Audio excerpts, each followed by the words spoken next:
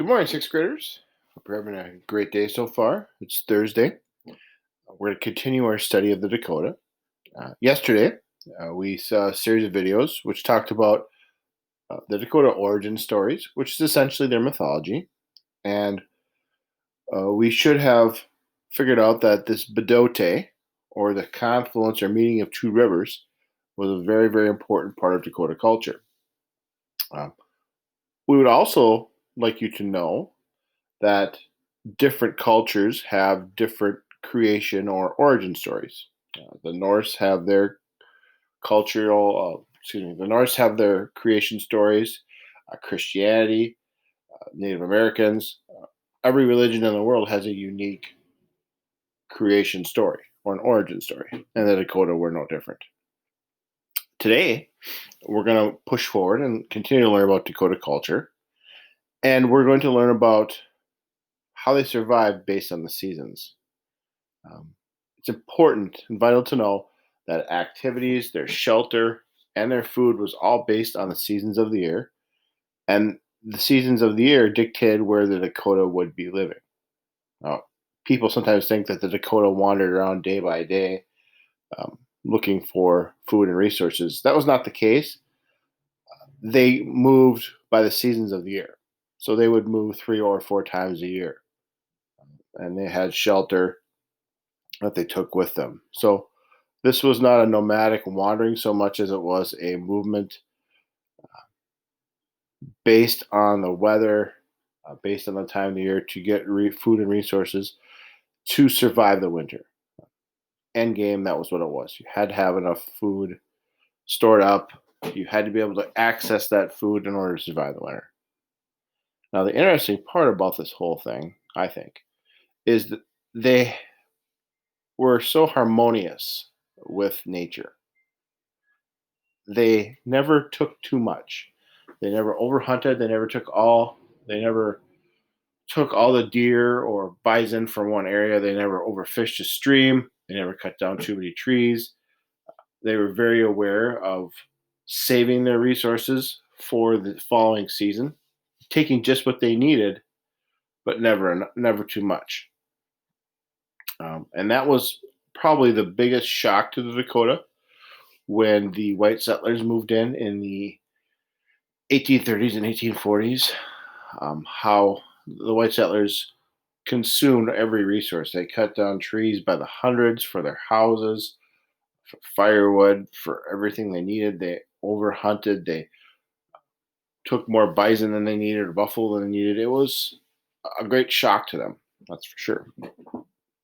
Interesting, a third thing here, the Dakota would organize and hunt together as a village. So they would divide up their hunting land, and each hunting partner would have a section of that land to hunt.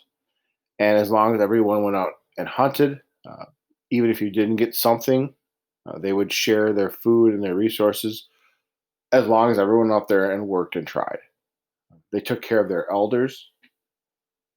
They lived together in what we would call family groups with the mother and father, grandparents, and children all kind of living together. And the elders or grandparents were taken care of and respected within this community.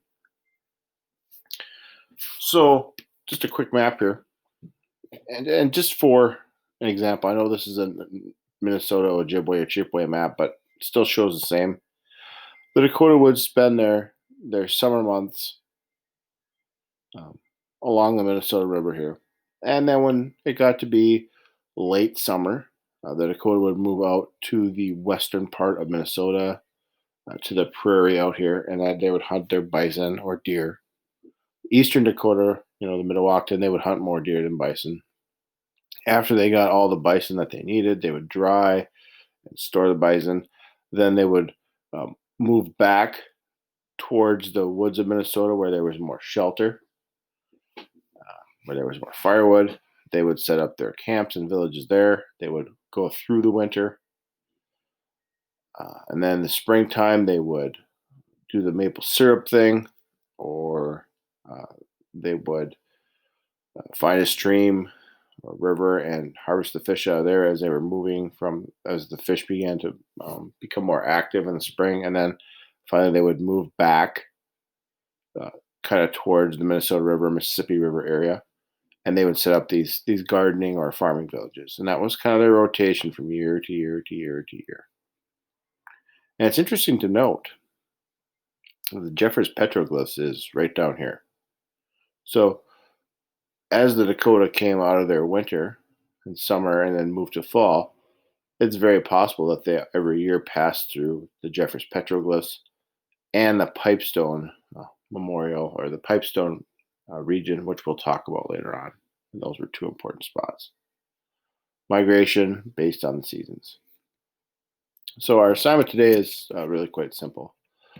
Within your Google Classroom, there is a document that you'll each get, and it's called The Four Seasons of the Dakota.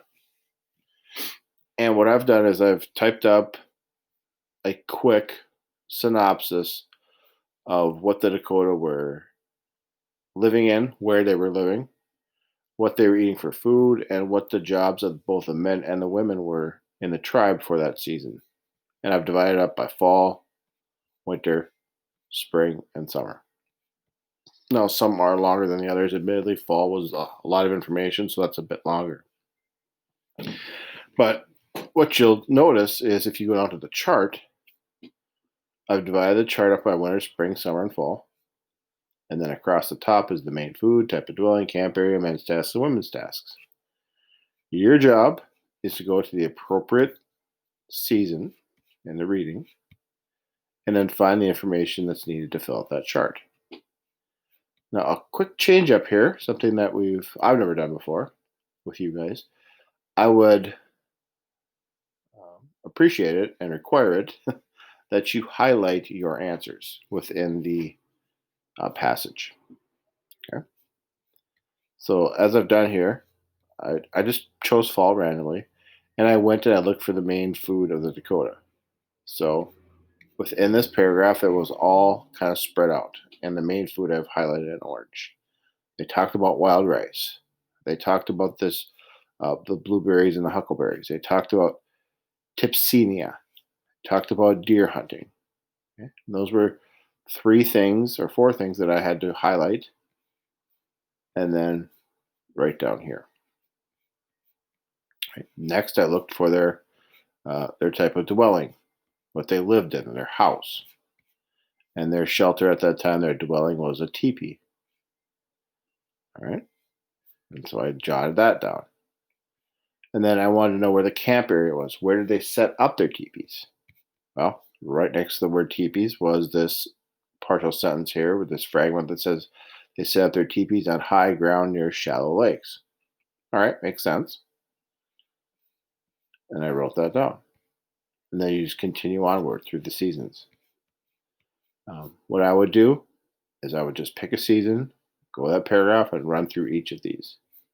Complete sentences are not necessary. There's not space.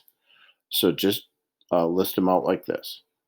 And if you need more space, these cells should self-adjust. Try to keep the font at 11, otherwise it gets to be too much. When you're done, of course, submit that through Google Classroom.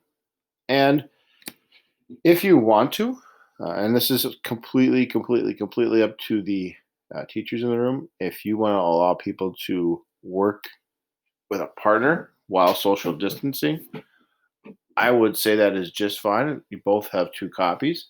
Your teachers will set up their rules based on their classroom about social distancing and working together. So we can try that. Or if you'd like to work by yourself, more comfortable doing it that way, you can certainly do that as well. But each of you are going to hand one in. Each of you are going to submit this, and this is due by midnight tonight. If you have any questions, please make sure you ask the adults in the room. They'd be glad to help you. Good luck.